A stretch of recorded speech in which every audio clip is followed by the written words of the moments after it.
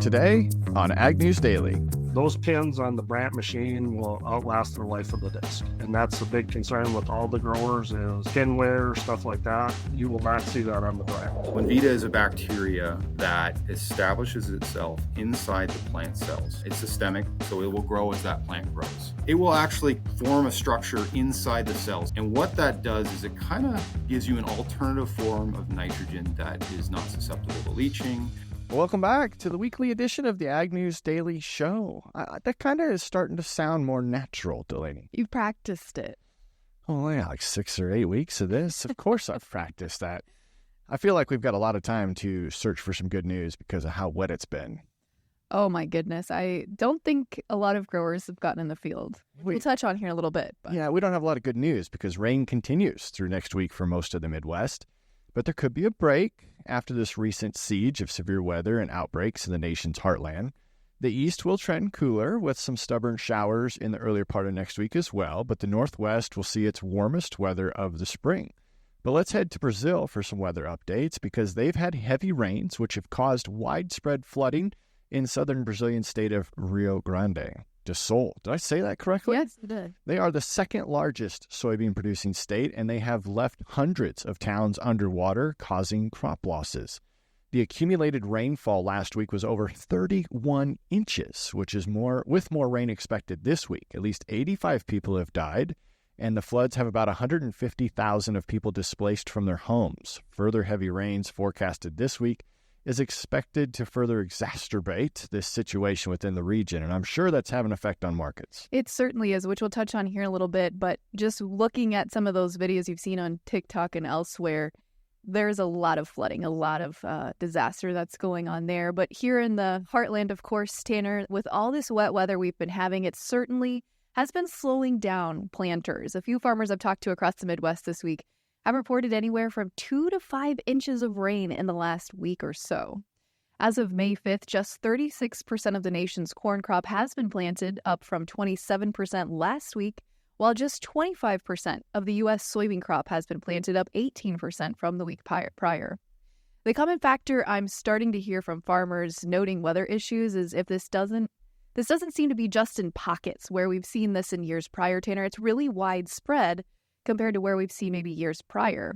And yield loss is certainly top of mind for a few of those growers I've talked to, with the planting windows starting to shrink with a little more wet weather ahead over the next few weeks. But to wrap up this week's crop progress report, winter wheat is headed in 12 of the top 18 growing states, and 50% of that crop is now rated good to excellent. Yeah, co-host Corey Hillebo said his planting progress went backwards this last week with having to replant some of those wet spots.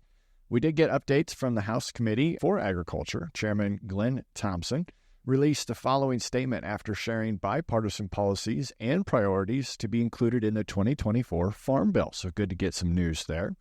This bill is a product of an extensive and transparent process, which included soliciting feedback from members of both political parties, input from across the nation, and some tough conversations. So it's good to see a lot of involvement there.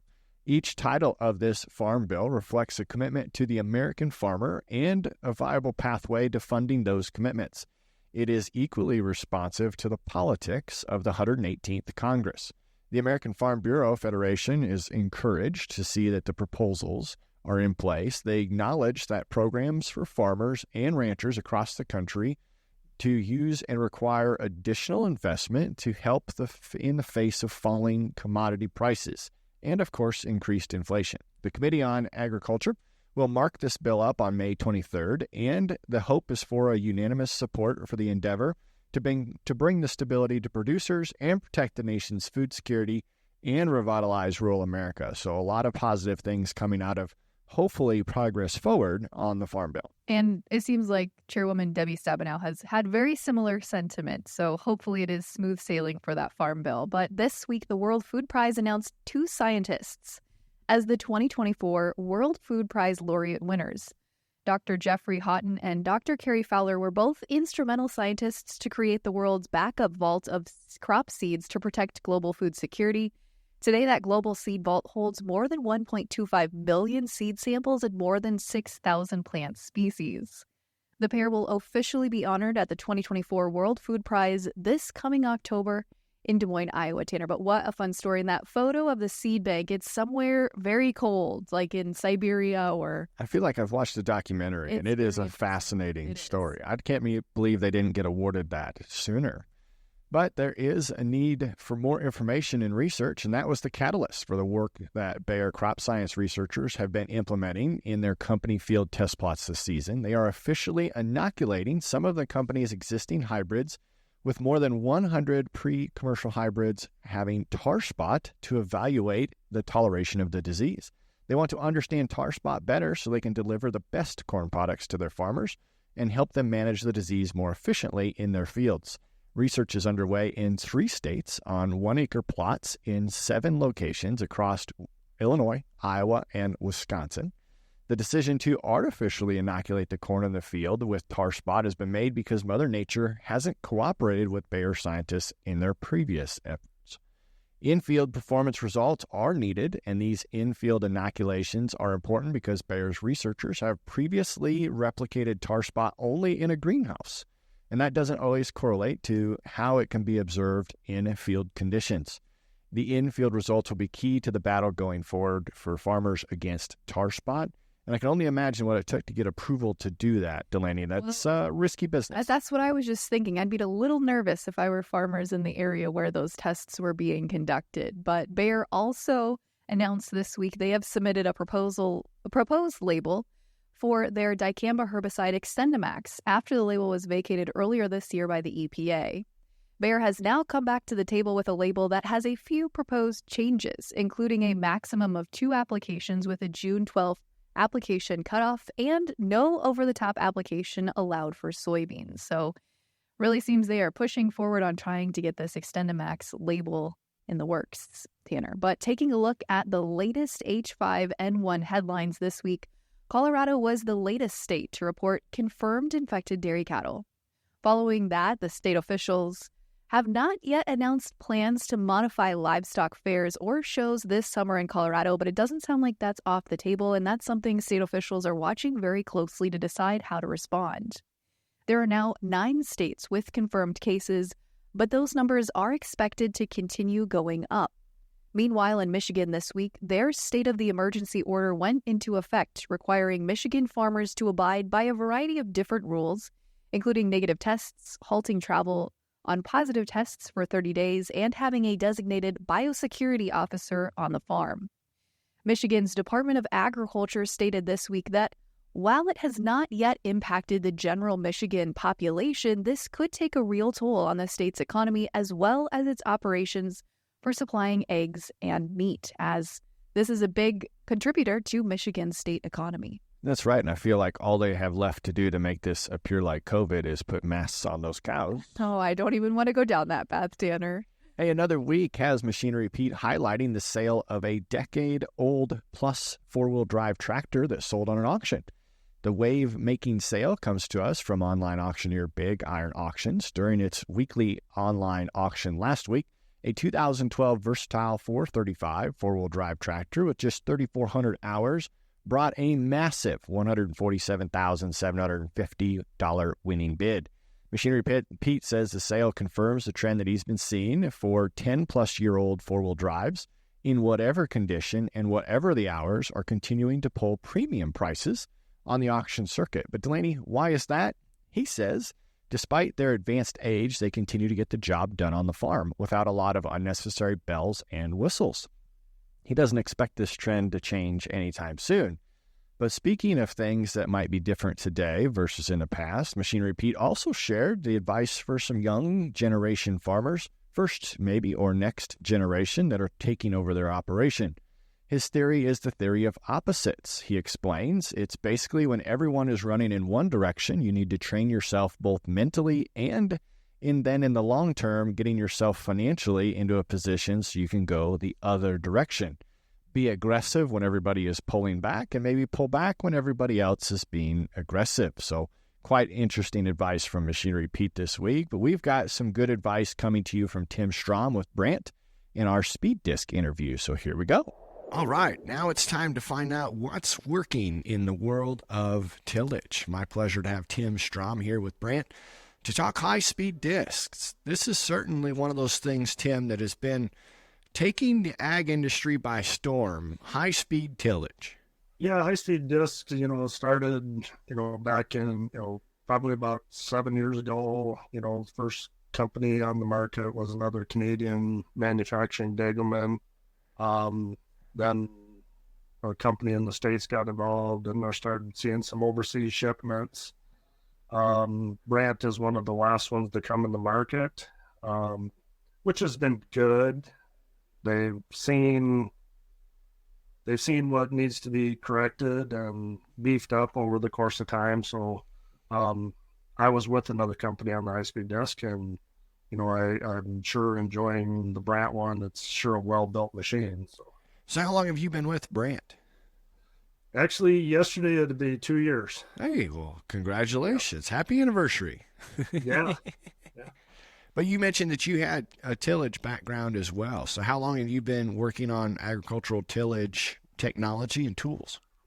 Well, I started, in the high-speed disc side of it, I guess I've been in the ag business now going on 38 years.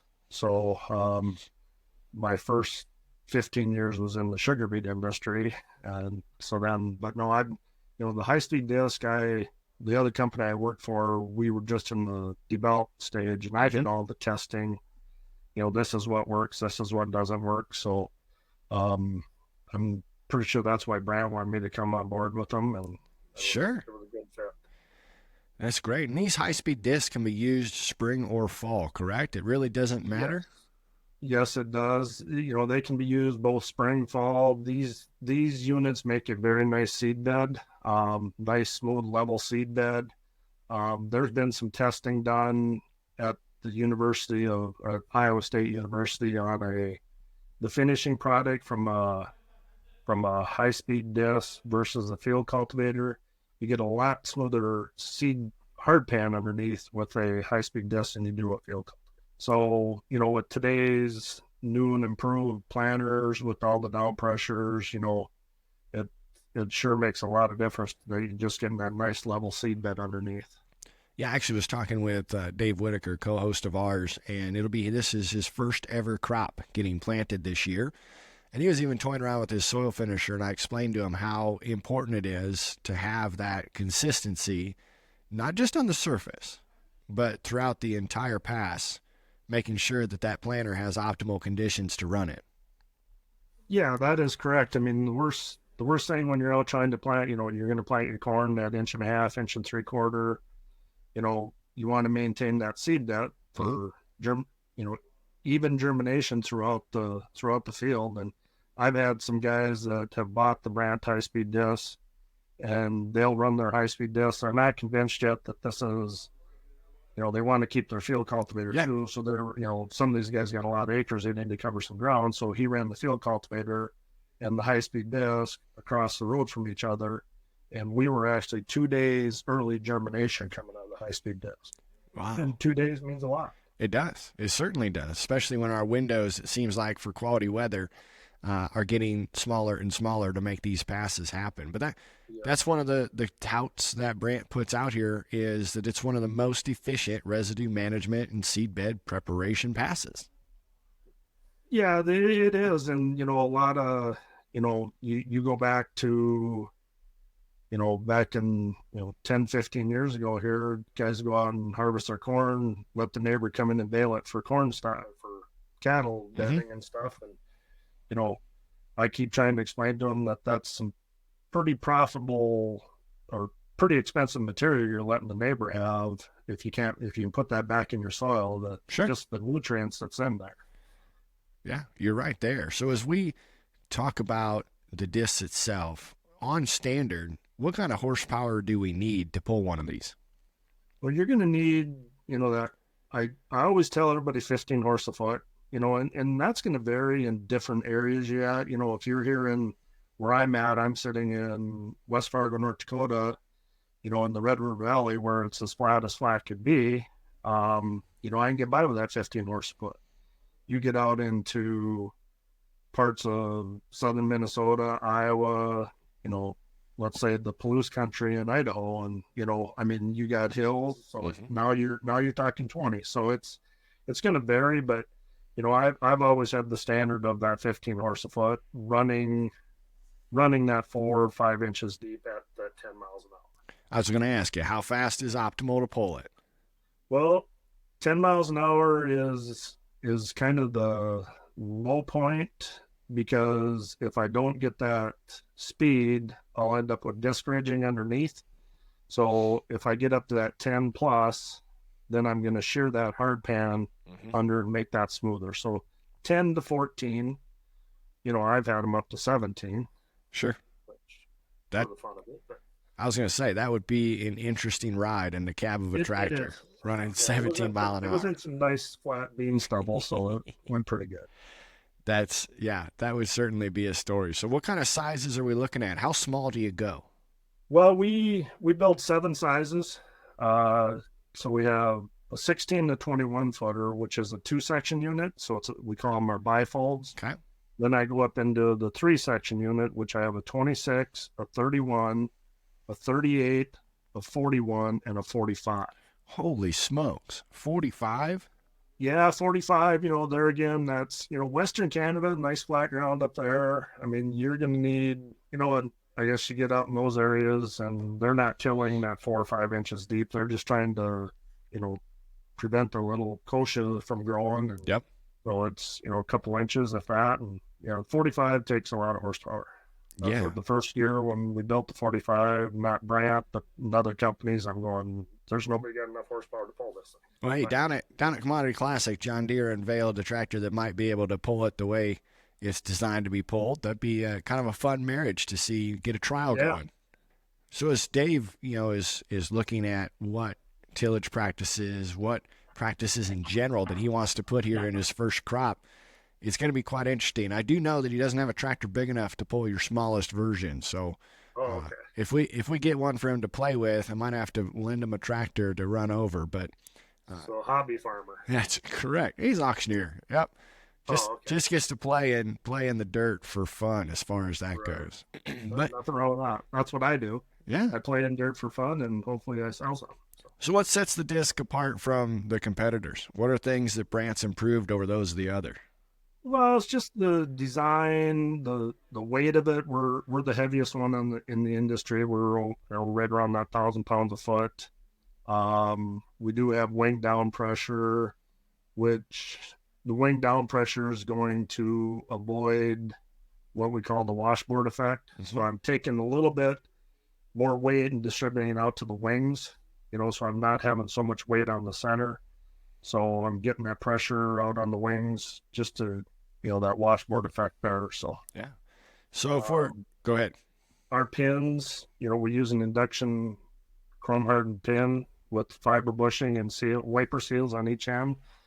Those pins on the Brandt machine will outlast the life of the disc. And that's the big concern with all the growers is pin wear, stuff like that. You will not see that on the Brandt. That's a good little extra bonus there to not have to worry about it at all. Right. How's supply going? Are you guys, if someone wants to order one, what's the lead time look like? We are sitting really good. We got a lot of field inventory out there across the board on all of our products, but we do have some field inventory on discs. So if Farmer A wants to try one, here this spring, we could come up with one. We have them all sizes everywhere, 16 to 45 foot in the States here. So we're sitting pretty good. That is, it's nice to hear. I know it hasn't always been that way over the most recent couple of years. So if someone does want to order, what's the best way for them to look up the product? Just go out on our website, and there's some videos out there and stuff like that. Get with your local dealer. They could take you into our company portal and show you some comparisons and stuff in there. I like that. Yeah, Brandt.ca. And I got the high-speed disc page pulled up right now on the agriculture tab. Got a couple of videos and a lot of really good information out there for our listeners as well. So is there anything else you want to talk about to the disc before I send you off? Well, I mean, like I said, this is, I've been in the been in the high-speed disc since the inception of it. So I truly believe Brandt is one of the best built ones out there. And I've always said that in my line of business. I don't like to knock a competitor. I can sell what I have, and I think this is an easy sell compared to anybody else on the market. Hey, that's perfect. And we like the advantages that the tillage tool can bring to our listeners here on Farm for Profit. So we appreciate you, Tim, taking time to share the information. Tanner, this next interview could not be coming in a more timely period here as farmers are thinking about solutions maybe to enhance some of the potential yield loss they're seeing with delayed planting season and improve plant and soil health. Exotic technologies, biological, may be just the right solution. Well, here we are today with Envida's Tom Trigano, Global Business Development, to talk about how Envida fills the nitrogen gap for all of our crops throughout the growing season. Calling in from Ontario, or you didn't say Ontario. Where at in Canada are you at, Tom? I'm actually I'm in Fergus, Ontario, Canada at the moment. Yeah. That's right. See, I got to do a better job of paying attention. But that's why we've got you here, because you're the guy that's going to have all the information. Tell us a little bit about yourself. Well, yeah. Well, pleasure to meet you guys. So I do global business development with Exotic. So that's the company that manufactures Envida. And what is that? Well, that's really looking at, how do we get this product to fit into various markets? How do we work on the agronomic development of a new product? How do we work on expanding new markets? So I've been with the company for just about 6 years and loving it. Just been a fantastic experience to work here. I'm always intrigued by folks who get to travel across the pond and around the world to see how agriculture is, maybe different and the same in other parts of the world. Tom, as part of your role, you get to do a lot of traveling, it sounds like. What are you hearing from other growers as related to things like biologicals? Yeah, really good question. And I think the key thing here is no matter where you are, whether different state, across the pond, you hear a lot of the same comments. Any new technology, whether you're introducing a new fungicide, a new herbicide, it boils down to ROI. The farmers are going to want to see a consistent ROI. They need to understand how these products fit. They got to be able to fit into their current production practices. And that's true whether you're in Iowa or in England or South America. You're going to have these same kind of challenges. The biological market, obviously, it's growing. There's a lot of new technologies coming out, and it's creating a lot of noise and confusion. And they're different, right? They're live bacteria. They're often live products, like is the case of ours. So sometimes there's things that we need to do a little differently to get them to work more consistently. And I think that's some of the learning curve that we've been experiencing over the last few decades, actually. Yeah, a majority of our listeners are in the Corn Belt and have been seeing some significant amount of rain this spring, which of course is going to cause some concern. So why don't you tell us about Envida and how that might help growers in that area? Absolutely. So what is Envida? So Envida is a bacteria that can be applied. Most guys are using it as a foliar application, or it can go on in furrow. What it can do is it establishes itself inside the plant cells. So it will grow, it's systemic, so it will grow as that plant grows. And it's the same process that rhizobia uses. So we grow soybeans, we're familiar with rhizobia. You see those nodules on the roots. This bacteria, which is called Gluconacetabacter diazotrophicus, which we call GD for short, it will actually form a structure inside the cell. So you can think of it as like millions of little nodules that are inside the plant cell. And what that does is it kind of gives you an alternative form of nitrogen that is not susceptible to leaching. That, by no means are we talking about the same kind of nitrogen supply to the crop that rhizobia would do, but it certainly gets through some of the challenging points in the season. And, where do we see the best results?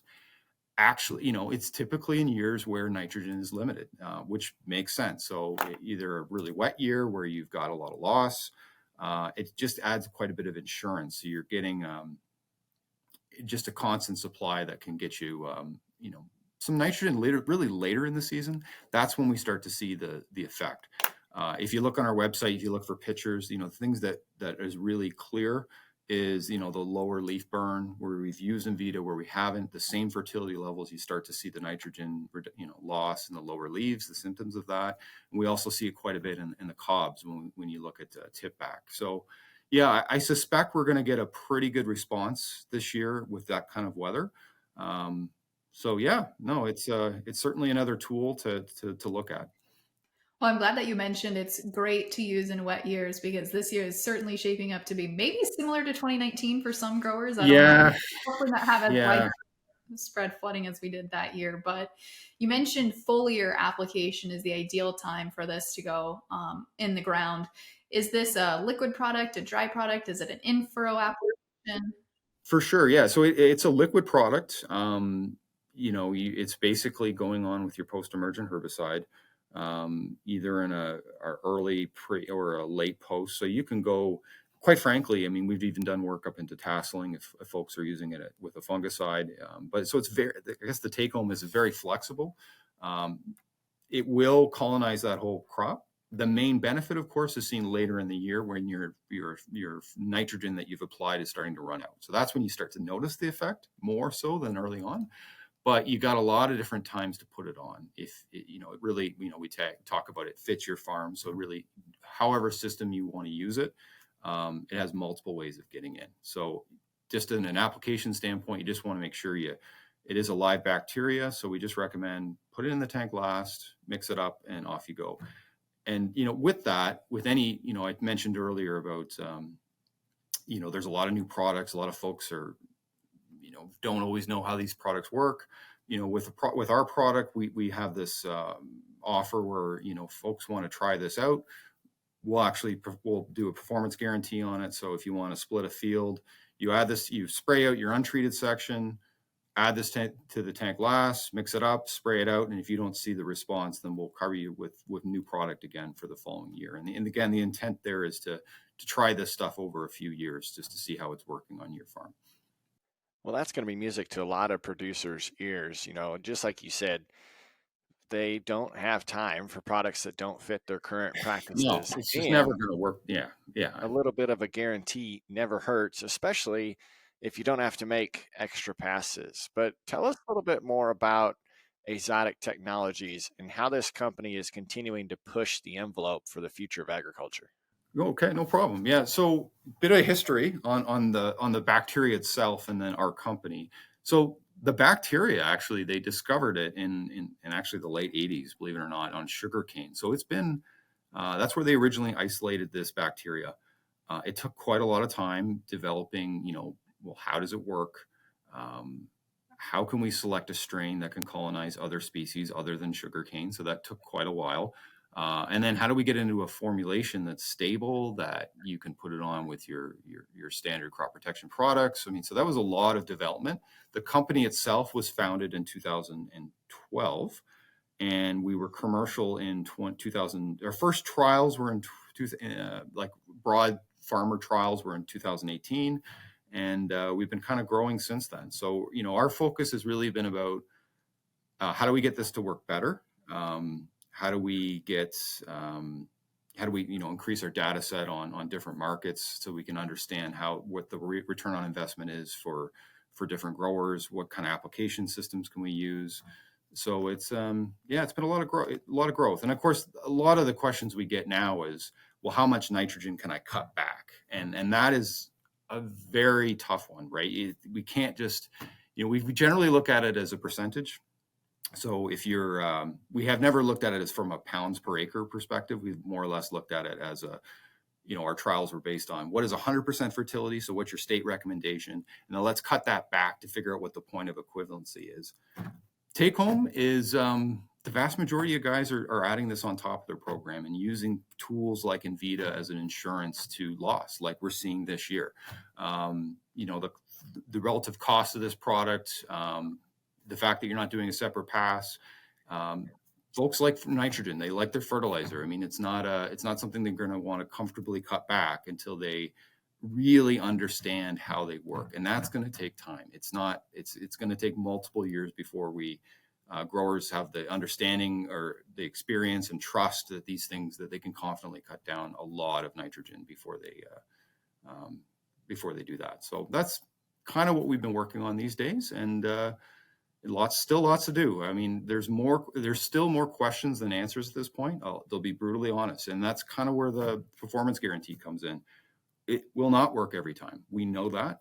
We recognize that there's going to be different weather that we haven't seen. It could be application. That's part of the reason why we want to share that risk with that grower and offer them new product if they don't get the response they need. So Tom, you mentioned 2018, really you've been focused on grower adoption maybe since that point. Thinking about the US market specifically, what has grower adoption looked like? And has there been any commonalities as far as crops grown, acre size, anything like that? Yeah, no, very good question. So our focus has been on corn for the vast majority of our data. The adoption tends to be anytime someone looks, they just do the small quantity, which they should. So typically early on, you're looking at 40 acre trial. They split some product for the untreated section.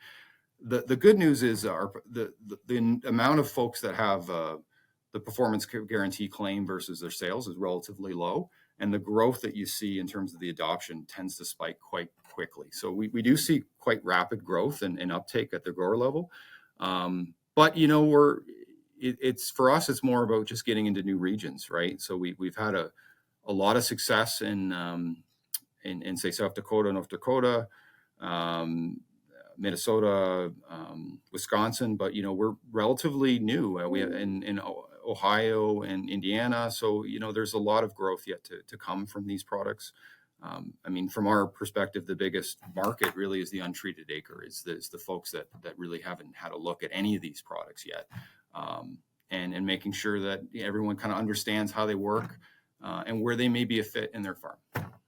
So if our listeners are thinking this might be a fit for their farm, how do they get a hold of it? How do they grab some product? Yeah, so it's broadly available across the Midwest. So most of the major distributors have it. If they don't, so our line, talk to your retailer. The chances are they can certainly have access to it if they don't have inventory in stock. You can also reach us on our website at azotic.com, azotic.com, and we can, real simple tool, we can hook you up with a dealer in your area that has access to it. And we'll probably have some local data as well. We actually post all of our trial work on our website. So there's a map there. You can zoom in, see what it's been doing in your area, get an understanding of, how's it working in my state versus other regions, to give you a little bit of confidence as well.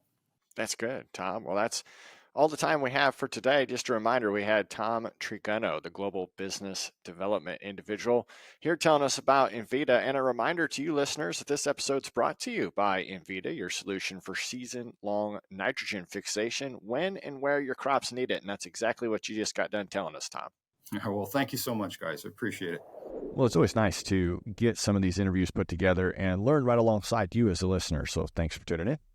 It is. But as we wrap up our show this week, markets have been a little crazy with a lot of fundamentals pushing things around as reports of freeze damage emerged from southern Russia, impacting this week's wheat markets. Of course, the continued widespread flooding in Brazil has created some significant challenges for growers in the southern hemisphere, and a nationwide labor strike in Argentina may be causing a short-term interruption on crush activity. However, all these fundamentals in the market didn't seem to do much to impact where traders were focused, as we have the May WASDE report dropping later here today, Tanner, after our recording.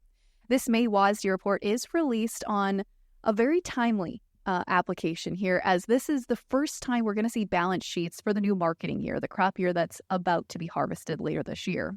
Historically, the release of the May crop report does set the tone for the summer markets here, so this is going to be a pretty good indicator of where grains are going to be headed here the rest of this growing season. That's right. And Josh Linville with StoneX provided a fresh update on the fertilizer market. Although heavy rain has pummeled a lot of the corn belt, these wet conditions across the Midwest are causing a delay in side dress applications. Linville shared with reporters that this delay will give the nitrogen market time to play catch up and make some logistical preparations before the next round of demand.